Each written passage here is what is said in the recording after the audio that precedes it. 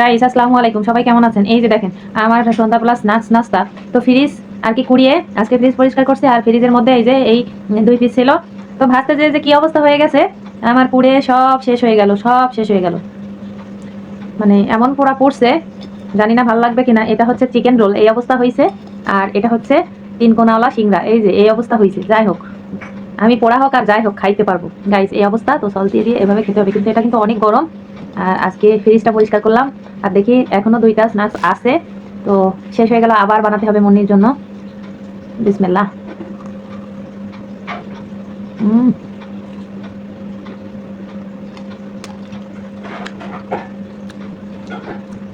এখনই ভেজে নিয়ে আসলাম, ভেতরটা অনেক গরম। মানে সন্ধ্যাবেলায় আমি যদি দুপুরে ভাতও না খাই, সন্ধ্যাবেলায় আমার একটু ভাজা পোড়া দিলে আমার মনে শান্তি লাগে।